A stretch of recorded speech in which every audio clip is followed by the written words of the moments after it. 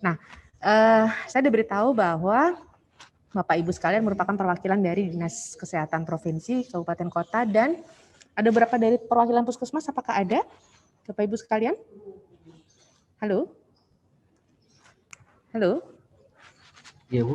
Ada ya? Bu, Dari ada Iya, puskesmas saya ada, iya, Bu, dari Ada Puskesmas dong. Puskesmas ada kan? Nah, oke, baik. dari puskesmas ada. Ya, salam Ya. kenal ya. Bu.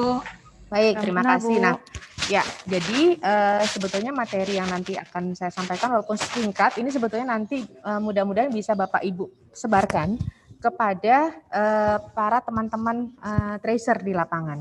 Karena kita tahu bahwa untuk kita melakukan tracing ke masyarakat itu ada satu faktor pengganggu ya yang kita sudah survei, itu adalah adanya stigma.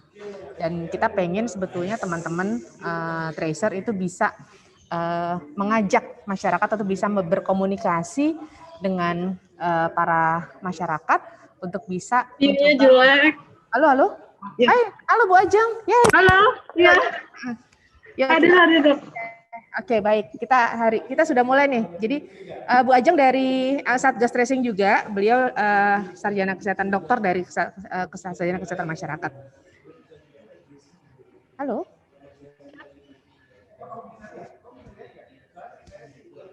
Halo. Ya, silakan lanjut, Bu. Oke, baik. Ya.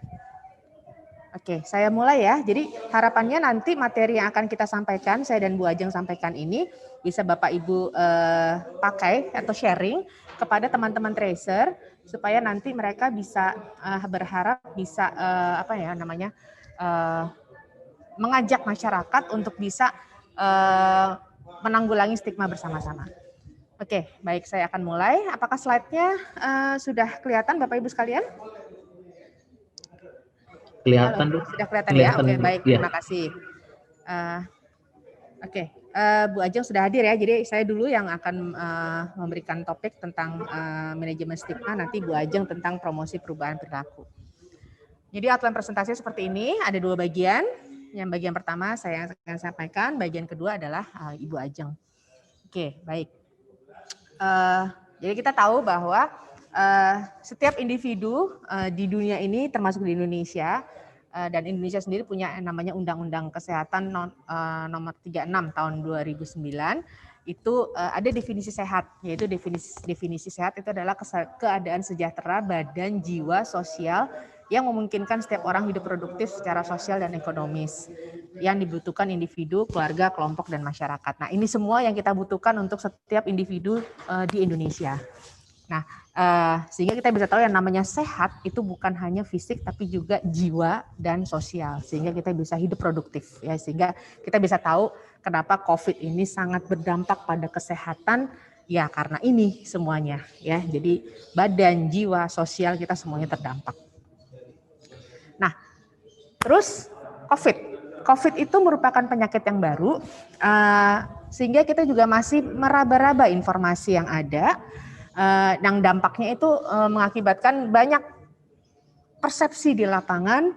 Semua orang punya persepsi masing-masing, yang paham, ada yang nggak paham, ada yang pahamnya 100%, ada yang pahamnya cuma sekian persen dan sebagainya. Itu yang membuat akhirnya banyak variasi di lapangan dan banyak ketidakpahaman atau mispersepsi dari banyak orang. Nah, ini yang sebetulnya membuat berbagai macam dampak, ketakutan, panik, bingung gitu kan, karena saking bingungnya terus akhirnya jadi pada takut segala macam. Nah, itu akhirnya membuat timbulnya stigma. Nah, stigma itu apa definisinya? Stigma itu adalah sebuah labeling atau stereotyping ya. Jadi kita mencoba untuk melabelkan sesuatu yang sifatnya negatif ya. Negatif dan kecenderungan untuk mendiskriminasi seseorang sehingga akhirnya kita memberikan perlakuan yang terpisah, yang berbeda ya terhadap orang tersebut yang mengakibatkan pengucilan, dan ini bisa pada akhirnya bisa mengganggu kesehatan mental atau jiwa seseorang. Yang tadi kita katakan bahwa yang namanya sehat itu bukan hanya sehat fisik ya, tapi juga mental dan sosial juga. Dan walaupun terlihat dari luar itu terlihat sehat, padahal belum tentu dalemannya itu ternyata sehat, belum tentu ya. Itu kita mesti hati-hati. Nah, apa yang menyebabkan stigma itu? Nah, kurangnya informasi yang keliru, ada rasa ketakutan, itu bisa mengakibatkan tadi ada seseorang yang mengalami COVID itu ada yang pengalaman diusir dari rumahnya, dikucilkan, terus merusak hubungan sosial, tidak boleh melewati jalan di wilayah tertentu, di PHK dari pekerjaan dan menyembunyikan kondisinya. Ini semua keluar dari hasil focus group discussion dengan para pakar yang sudah melakukan survei di lapangan. Yang mengakibatkan, bayangkan kalau misalnya itu terjadi pada diri sendiri atau keluarga, gitu kan, kita bisa bayangkan, kita mungkin akan menjadi seseorang yang stres. Terus habis itu ya kita cenderung mungkin akan menutupi diri kalau kita ternyata kita mengalami COVID-19. Dan itu malah berbahaya sekali. Nanti kita bisa menjadi sumber penularan atau super spreader. Itu yang kita sangat takutkan sekali, ya, karena menyembunyikan kondisi karena takut di label seseorang yang negatif. Bisa stres mental atau bisa bunuh diri. Bisa bayangkan itu terjadi pada diri dan keluarga Anda, dan nanti kita bisa sampaikan kepada para tracer, dan tracer itu bisa menyampaikan kepada masyarakat untuk bisa berdialog. Jadi komunikasinya bukan lagi komunikasi massa, tapi juga komunikasi berdialog dengan para masyarakat kader atau tokoh agama, tokoh masyarakat, ya, untuk bisa berhadapan dengan stigma ini. Nah, ini ada survei yang dilakukan oleh survei singkat yang diisi oleh Kasih Surveillance Kabit P2P Jakarta Timur, dilakukan oleh WHO Indonesia. Di situ dibilang bahwa apa masalah utama yang dialami saat melakukan kontak tracing itu stigma. 67,7% itu ternyata mengganggu sekali pekerjaan tracer itu saat melakukan kontak tracing. Dan itu yang ingin kita dari tim tracing itu ingin kita bantu ke para tracer, itu kita bantu untuk yuk kita gimana caranya supaya kita bisa mengkondisikan sebuah lingkungan yang bebas stigma, ya, supaya nanti kerjanya lancar. Nah, ini survei yang dilakukan oleh teman-teman Fakultas Psikologi UI, ditanya kepada orang yang ODP, suspek, PDP atau probable positif COVID, maupun yang penyintas yang pernah mengalami COVID-19. Di situ ditanya, apa yang membuat Anda merasa dipahami atau didukung, ya? Nah, disitulah peran kita sebagai apapun, bahwa Bapak Ibu dari sebagai dinas, Bapak Ibu sebagai perwakilan puskesmas atau yang nanti akan menyampaikan kepada para tracer, kita memahami perasaan mereka bahwa mereka tuh pengen ditanya kabarnya. Makanya sekarang kalau ada komunikasi lewat WhatsApp atau apa gitu kan, kalau kita mau monitoring mereka yang sedang isolasi mandiri atau karantina mandiri, kita lewat WhatsApp, Bapak Ibu apa kabarnya, segala itu sangat senang sekali mereka. Terus mereka juga pengen kembali beraktivitas seperti semula, ya.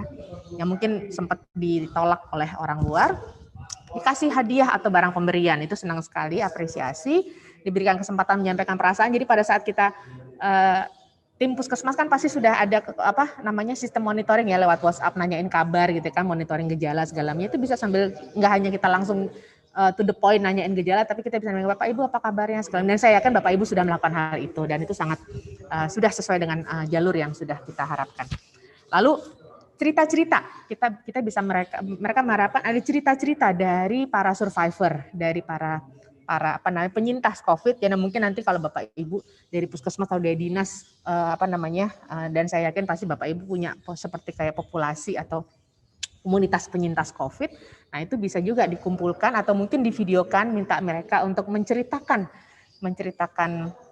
pengalamannya, lalu divideokan. Nah, video itu nanti bisa disebar-sebar, diviralkan. Jadi orang jadi merasa bahwa dengan terinfeksi COVID itu jadi tidak ada rasa takut lagi gitu kan. Sama dengan mereka juga sudah kembali, ada penyintas gitu ya, penyintas COVID gitu. Terus habis itu diberikan kesempatan untuk testimoni ya, dan terhubung dengan penyintas. Jadi ada peer groupnya karena kita tahu bahwa sekarang sudah tidak bisa lagi tatap muka, bisa juga lewat WhatsApp group gitu. Jadi bisa tanya-tanya gitu ya. Oke. Ini mungkin bisa satu yang bisa dilakukan. Lalu apa yang paling Anda harapkan dari lingkungan Anda? Ini juga pertanyaan yang sama kepada para ODP, PDP, para suspek ya, probable atau yang penyintas. Itu adalah, dan para yang infeksi COVID, itu mereka berharap masyarakat tidak lagi memandang negatif. Ya, terus ada informasi aktual dan terpercaya, diberikan kesempatan beraktivitas kembali dan lainnya. Dan ini benar-benar yang namanya sumber informasi, nanti mungkin Ibu Ajeng nanti akan menyampaikan bagaimana penyampaian informasi yang masif gitu kan, untuk supaya benar-benar kita tidak kalah sama hoax gitu. Nah, ini adalah dan ini adalah survei dari Badan Pusat Statistik yang mengatakan bahwa media sosial, TV, WhatsApp gitu itu merupakan 3 besar satu media informasi yang bisa kita pakai untuk kita menyampaikan informasi kepada para suspek, probable, masyarakat yang COVID segala macam itu bisa kita pakai di situ. Jadi kita tahu bahwa penyebab stigma itu adalah tadi informasi yang kurang atau informasi yang masih simpang siur segalanya. Disitulah peran kita sebagai yang kita anggap ahli ya. Jadi teman-teman puskesmas, teman-teman dinas gitu, itu bisa bermasif berkolaborasi untuk bisa memberikan informasi seviral mungkin lewat media sosial, TV, WhatsApp gitu. Mungkin ada tim sendiri namanya tim marketing gitu kan, tim informasi untuk bisa menyebarkan itu semua informasi yang, dan saya yakin pasti semuanya sudah ada di siap pakai dari website Kemenkes, websitenya Satgas dan sebagainya ya. Oke. Nah, faktor pendukung dan penghambatnya ya kita tahu bahwa upaya kita untuk bisa memutus rantai penularan COVID itu ada di perilaku masyarakat itu sendiri, adanya hoax, ketidakpercayaan masyarakat, mispersepsi dan stigma itu sendiri ya. Kita tahu sebetulnya semua informasi semuanya sudah kita provide gitu. Cuma yaitu dia masalahnya metode dan cara pemberian informasi yang seperti apa sesuai kebutuhan masyarakat. Mungkin saja cara pemberitahuan kita kurang tepat, nggak nyampe, nggak sampai ke persepsi mereka. Atau mungkin dengan bahasa atau dengan gaya yang mungkin nggak terbiasa. Dan kita tahu bahwa masyarakat kita adalah multicultural dan kita mesti paham. Saya yakin teman-teman dinas kesehatan itu sangat paham dengan wilayahnya masing-masing, sangat paham dengan budaya masyarakat masing-masing, sehingga mungkin bisa melakukan inovasi-inovasi. Bahan-bahan yang dari Kemenkes itu sifatnya nasional, bisa saja mungkin diterjemahkan ke dalam bahasa lokal untuk bisa sampai ke masyarakat. Saya punya teman dari Dinas Kesehatan Provinsi Kabupaten Bogor, itu akhirnya dia membuat satu kayak semacam poster pakai bahasa Sunda yang dia sebarkan ke medsos-medsosnya dia. Nah, itu mungkin satu inovasi yang mungkin bisa sampai ke masyarakat. Dan itu nanti bisa ditanyakan kepada tokoh masyarakat, tokoh agama, seperti apa sih supaya menurut mereka cara seperti apa yang menurut mereka itu mereka mau ngikutin cara itu. Ya. Kita secara konten kita punya banyak, ada panduan pengendalian COVID-19 revisi 5, ada panduan kontak tracing, ada panduan perubahan perilaku, ada materi KII yang siap pakai dari berbagai instansi, itu semua sudah ada, Bapak Ibu bisa pakai. Tinggal bagaimana cara pemberian informasinya. Itu yang kita sendiri dari tim Satgas Tracing itu kita sedang membuat sebuah buku panduan untuk pemberian informasi yang cara komunikasi advokasi, informasi, komunikasi interpersonal dan komunikasi publik yang kita harapkan bisa menjadi panduan buat teman-teman tracer untuk menyampaikan konten yang sudah disiapkan oleh teman-teman Kemenkes dan Satgas. Jadi metode dan cara pemberian informasi yang tepat. Sifatnya dialog di sini ya. Jadi nggak satu arah aja tapi sudah dua arah. Nah, bagaimana upaya penanggulangan untuk stigma ini? Banyak yang kita bisa lakukan bersama-sama, pemberdayaan masyarakat, dukungan sosial, penyebaran berita yang benar, pemanfaatan media komunikasi warga, peran pimpinan wilayah sebagai role model, ini penting sekali. Ya, nggak cuma yang dari level kita, provinsi, kabupaten, kota, tapi juga kita turunkan kepada level yang RT, RW, kelurahan, dan sudah banyak contoh-contoh di lapangan ya, ke Jawa Tengah ada Jogotonggo, terus ada kampung apa segala macam banyak sekali. Sudah dilakukan, cuma tinggal perlu konsistensi untuk bisa dilakukan. Komitmen menjaga privasi individu, terus habis itu kita sebarkan pengetahuan tentang penyebab. Mungkin agak sedikit topiknya tentang agak sedikit kedokteran, tapi nggak apa-apa. Masyarakat sekarang malah lebih aware terhadap informasi, jadi mereka makin detail mereka tahu akan makin kemungkinan besar mereka akan memahami kenapa harus pakai masker, kenapa harus cuci tangan, kenapa harus menjaga jarak, itu penting daripada kita menyampaikan harus cuci tangan, harus menjaga jarak, harus pakai masker tanpa tahu alasan di baliknya. Dan itu bisa kita sampaikan. Media curhat ini bisa memanfaatkan media-media yang di puskesmas sudah ada namanya program kesehatan jiwa ya bagi orang HIV atau remaja, itu bisa dipakai platform itu. Ya, jadi nggak harus bikin baru. Tapi bisa kita manfaatkan platform itu, model konseling ya. Terus kita mengajak kader tokoh agama sebagai influencer, terutama tokoh agama di sini yang paling sekarang sedang diperlukan untuk perannya, penyebaran informasi dan bincang-bincang dengan penyintas COVID. Ini bisa dilakukan oleh teman-teman sekalian. Nah, ini yang slide terakhir dari saya sebelum ke Bu Ajeng. Jadi saya pinjam ada slogan dari HIV, jauhi penyakitnya bukan orangnya, lawan stigma COVID-19. Ini mungkin bisa dipakai untuk jargon untuk bisa kita sama-sama memviralkan, dan apa yang harus kita lakukan itu kita gotong royong, ikhlas dan empati. Jaga jarakmu, hindari kerumunan, jaga